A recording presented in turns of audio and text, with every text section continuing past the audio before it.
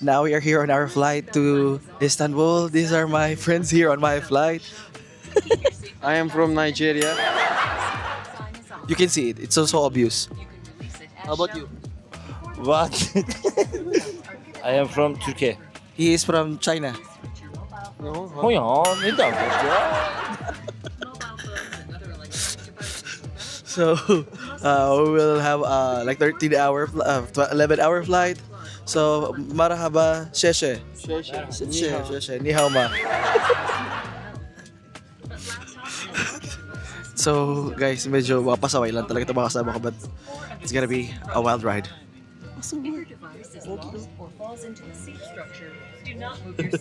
hi to your wife. Hello, wife. Have you drink? You see, I don't take it. Oh, edit out. Single. Hello, girls. My name is Matt. I am from Japan. 23 years old. Single. Very single.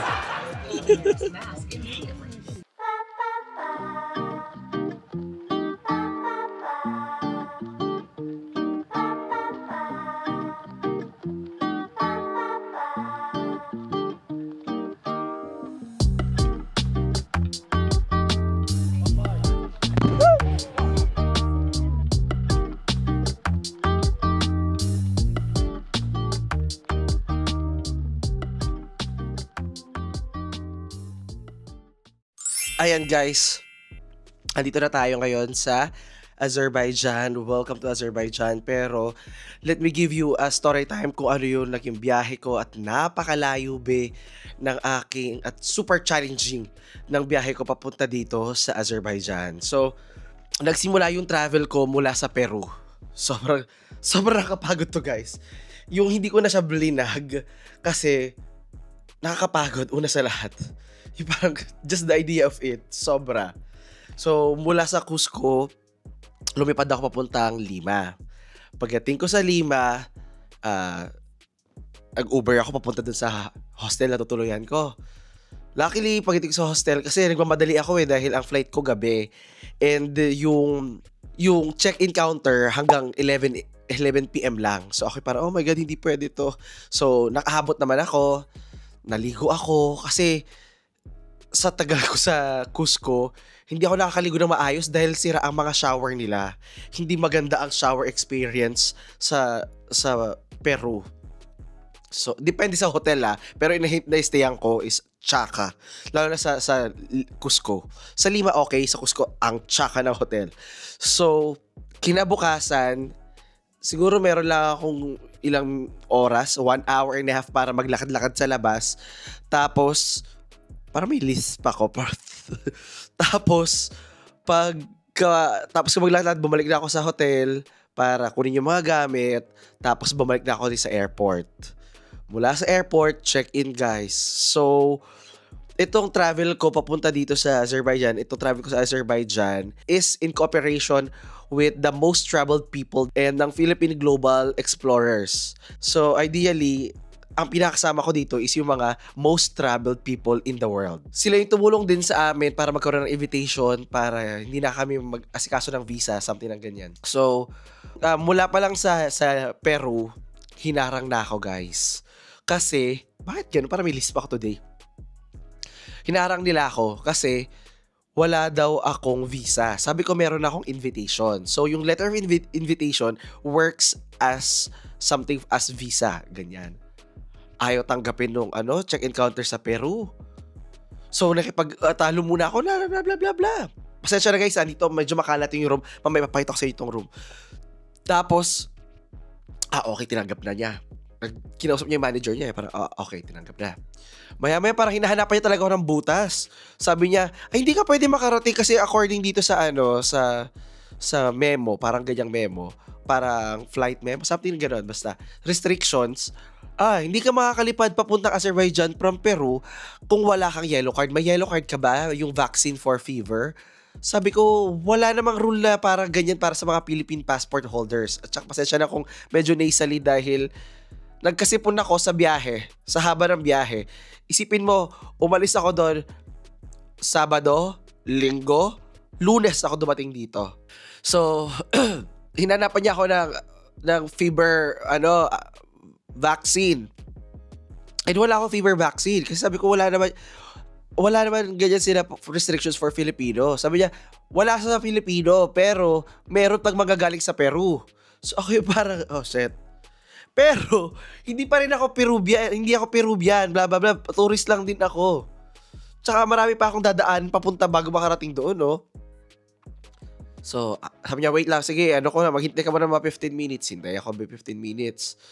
So, on that 15 minutes, nakikipag-negotiate pa din ako na parang pinapaintindi ko sa kanya na tourist lang din naman ako, dumaan lang ako dito, and hindi ko naman, meron bang sinabi na pag tourist, ganyan, parang basta, nire-reverse psychology ko lang din yung sinasabi niya sa akin, binabalik ko lang din sa kanya.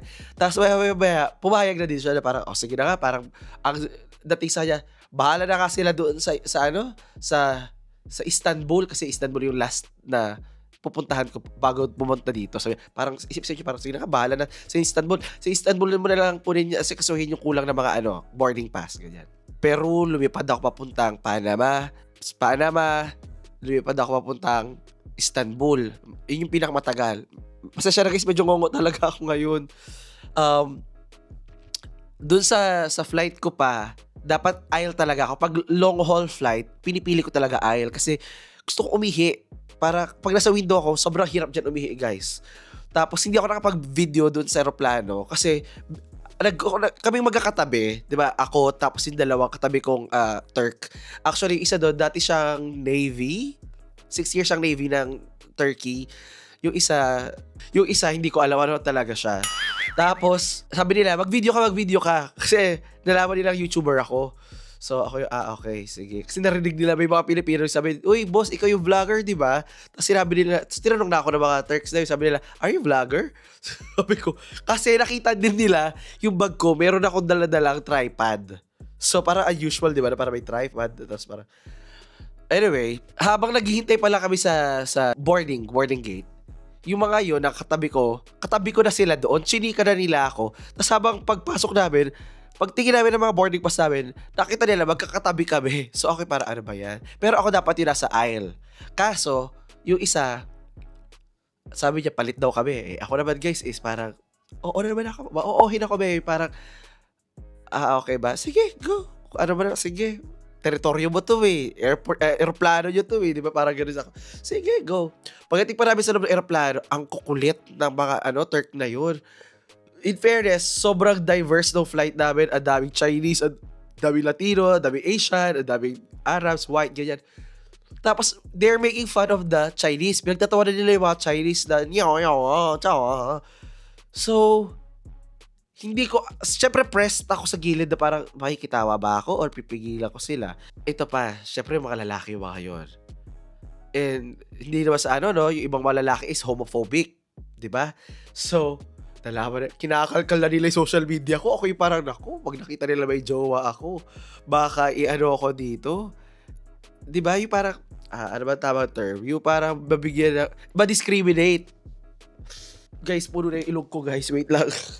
Ayun ko nakita nyo sa background. Dyan yung gamit ko kasi nag-edit ako. So, lumipad na ako. Nakarating na ako ng Istanbul. Pagdating ng Istanbul, syempre kinakabahan pa din ako, dahil hindi ko alam kung yung invitation nga is sapat na talaga yun. Though, syempre, sabi nga ng mga organizer na parang, no, it's enough, it's blah blah blah, there's no rule like that for blah blah blah blah blah. So, okay, sige. Pagdating ko dito, actually, mabilis lang yung biyahe din namin. Actually, para sa mga darating parang 2 p.m. onwards, meron pang welcoming mula sa parang most traveled people, MTP, parang ganyan. Parang welcome to Azerbaijan, ganyan. Dumating ako 2 a.m. Kasi ang problema ko din, mula sa South America, ang hirap humanap ng flight na darating ako dito na unti lang flight lang din hindi man napakaraming flights. Na darating din ako ng exact day. Kasi layo nga, 'di ba? Yung iba parang every 2 days yung flight, parang So, wala akong choice. Dumating ako dito actually at 2 a.m. Actually, meron pala ako isang choice, 5 a.m. Pero, sabi ko, ewan ko, binubook ko actually yung 5 a.m. Ang nabook, parang nag-update si Turkish Airline na parang, pinagsama na lang nila ata yung flight, parang ganyan. Dahil yung unang flight is parang ay inaayos lang ng Copa. Hindi ko alam, hindi ko naiintindihan. Basta parang gano'n. Basta, bottom line, dumating ako dito, walang welcoming Kemerut. Tapos, ang nasa akin is parang, maghihintay ako sa airport para hanggang 2 p.m. para lang dun sa welcoming. So sabi ko, hindi, pupunta na lang ako dun sa hotel. So pumunta na ako dito. Actually, bawal pala ako lumabas sa airport. So, meron lang sila dun counter for visa. Pipakita mo lang dun yung letter of invitation. Magbabayad ka ng $30. Tapos, papasok ka na. Walang tanong-tanong, be. So, okay, okay. Tapos, yung sa immigration pa nila, mga babae. Ang gaganda ng mga babae dito, di ba? So, sila yung nakita nila ako na parang Chinese to, na tatawa-tawa sila. Tapos, chika-chika sila sa akin. Tapos, nakapasok na ako. Pag labas ko ng, syempre, welcoming na. Unang impression ko sa airport nila is parang, wow. Yung pattern ng geometric shapes. Di ba? Parang ko, wow. Kasi parang galing ako dun sa maganda yung airport ng Peru. Sobrang ganda, malaki, ganyan. Pero walang art. Alam mo yun, wala siyang dating na artistic. Parang ganon. Hindi tulad ng airport nila dito na parang, wow, this is an art. Yung parang may architectural excellence na inilabas, yung ganon, or ipinasok. Pili ka na lang, nilabas, pinasok, or ginawa, ganyan, in-exert. Tapos, ang tahimik ng airport, yung parang, siguro 1 flight per hour lang ata. Kasi pagdating namin doon, kami lang yung dumating. Ilan lang kami, siguro mga 50 lang kami tao or less than. Tapos, naghihintay ako, parang walang iba, ang tahimik ng airport. Walang music, walang anything. Tapos, bumili ako ng SIM card. Sa SIM card, hindi ko magkano yung SIM card nila. So, eSIM na lang. Di ba usually nag-airlo ako or Eralo? Kaso, nahihirapan kasi ako mag-connect. So, sabi ko kanina, wait lang, okay na muna tong bayaran ko na lang. Bibili nila ako, tsaka LDR.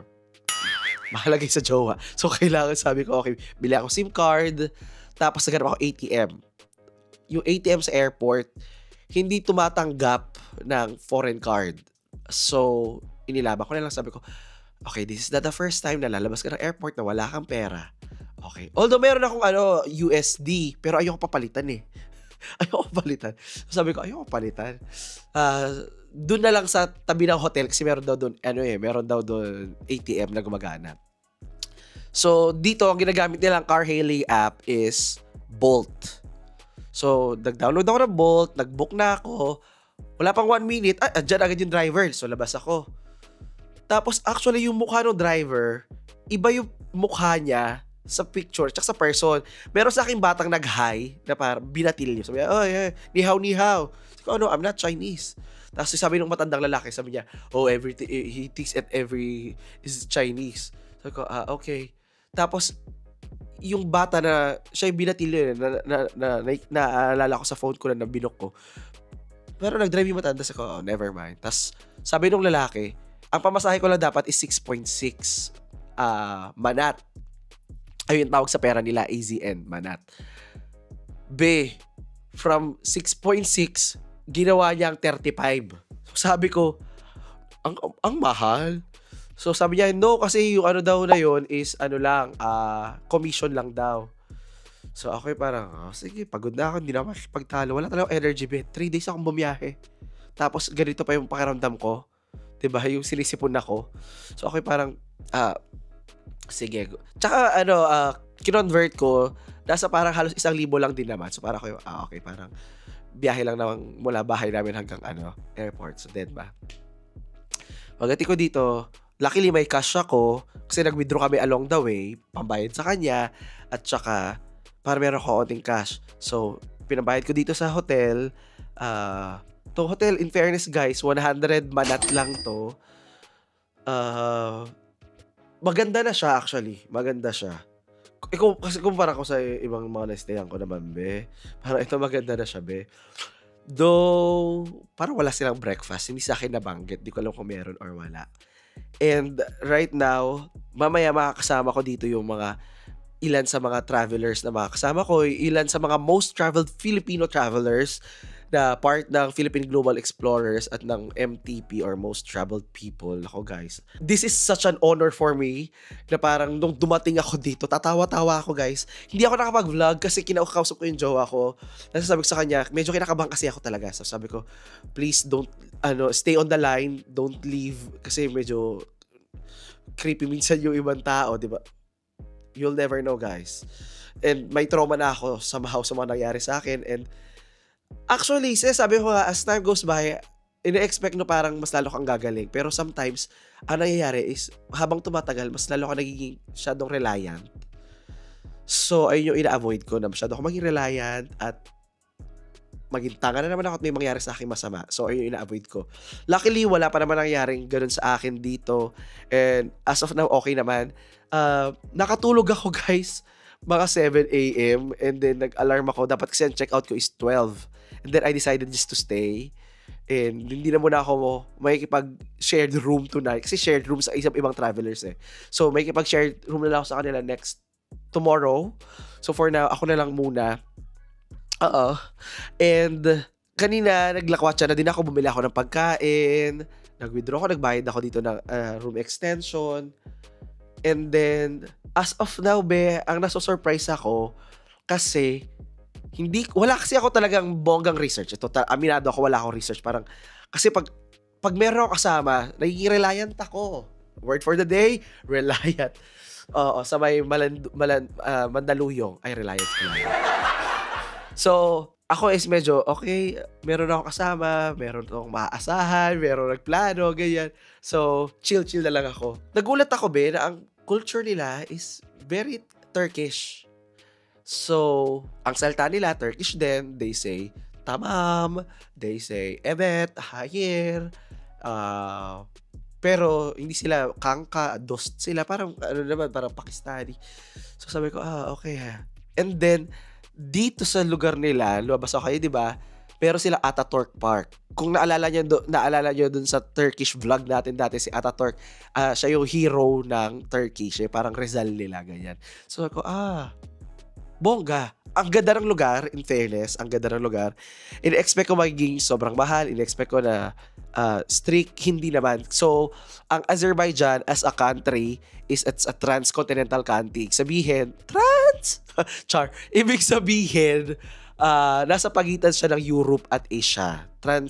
Eurasia siya. Physically, geographically, nasa Asia siya, pero politically, nasa Europe siya. Yung parang inclination nila, masyado silang inclined sa partnerships and organizations ng Europe kaysa sa Asia. Yung pagkain nila, parang nakita ko, is para very Turk din. Mga doner. Para ma-pronounce, doner, ganyan. I can see na hindi naman sila super strict. Kasi ayun yung una fear ko na parang strict. At saka, isipin mo, tong Azerbaijan is north of Iran. So ayun, iniisip ko na parang shit. Safe ba dun? Safe naman. Sobrang tahimik. Parang feeling ko ako lang yung maingay. Right now. Tapos, sa pagkain-wise, kunyari, bumili ako ng KFC. KFC na binili ko, wala namang special. Yung anghang masarap, maanghang yung chicken, in fairness. Meron sila dito special secret menu din. Hindi ko alam kung bibilin ko. Hindi naman secret. Pero special unique menu. Pero more on dessert. Yung chicken nila mas masarap dahil maanghang. Parang feeling ko hawig yung chicken nila sa chicken din ng KFC Dubai. Parang ganun. So, papakita ko sa inyo. Ito yung tag 3-3 na kwarto dito sa Azerbaijan. It's a 3-star hotel. Medyo makalat, guys, kasi hindi na ako maglilinis, no? And ito yung ating bed. Meron tayo ditong upuan. Meron table with underwear sa ibabaw. Ayun yung aking mga kalat. Guys, pasensya na talaga. Kasi sabi ko, ang hirap hanapin ng iba kong gamit. Kinalat ko na lang. At saka, naiintindihan nyo na. Kaya ako nag-extend ng one night. Kasi sabi ko, aayusin ko agad yan. Wala pa akong energy para mag-ayos. So, kailangan ko na nga rin ng laundry shop dahil ang dami ko ng labahan. At hindi ko guys napansin, hindi ako nananalamin for the last few days, sabi ko, ang itim-itim ko pala. Hindi ko siya napansin na, oh my God, ang laki ng initim ko sa Peru.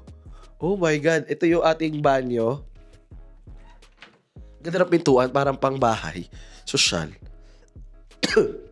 Ayan, okay naman yung kanilang banyo dito at meron silang bidet. Yung bidet nila, hindi dipindot, pero di twist. Parang doorknob. Ayun, isa namin. Actually, hindi ko alam paano mag-apply ng visa mula dito sa bansa na ito. Pero, somehow, I'm so happy to be here kasi narinig ko to Azerbaijan sa mga kaibigan ko Pakistani. Para sa kanila, it's a really nice country. It's a really nice country. So, ako wala akong alam. So, now I'm happy to be here. I'm so happy to be here. And I feel it's safe. I feel it's okay. And I'm so excited na ikutin to with my other friends here. So, this video is just a life update, be. Andito na ako guys sa Azerbaijan. Nawa, samahan nyo ako sa aking may adventure dito in the next few days. Saglit lang kami dito. I'm just here as a delegate for the meetup of Philippine Global Explorers. Thank you so much, Philippine Global Explorers. Kung kayo guys is naka more than 20 countries na, pwede kayong sumali sa PGE. Just message our Facebook group, ayan, and we will welcome you guys. Maganda ang perks ng PGE. Una, meron kayong matututunan dahil mga kasama nyo is mga batikan na travelers na minsan hindi nyo mahanap yung mga information na yun sa mga Google, sa Reddit, or somewhere. Ang hirap minsan ng information, pero pag mayroong mga recent lang, or minsan meron pwedeng sa inyong kumupkop na Filipino or members in some areas na parang, oh, meron tayong ganitong member dito, you can meet them, and sometimes itutour ka pa nila sa bansa na yon. So, hello sa mga PGE dyan. I-tour nyo naman po ako. O hindi, yung mga dati na-meet ko sa New York, masasaya yon sila Sir Ramby, sila Miss Dory, sila Sir John. Oo. Kung hindi ko nabanggit, sorry, makakalimutin na ako guys. Inaantok pa ako. Actually, ang tulog ko pa lang today is 3 hours. Alam mo, uminom pa ako ng melatonin para makatulog ng mabilis, pero nahihirapan pa din ako matulog. Tapos gumising din ako ng maaga dahil tulog na tulog yung cellphone ko. Tapos kailangan ko rin mag-check out, be. Ay, kailangan ko mag-extend ng stay ko dito, kaya napilitan talaga ako. I think that's it for now. Andito na ako sa Azerbaijan. I'm so excited to be here. Thank you sa PGE. Thank you sa MTP. And that's it for today, be.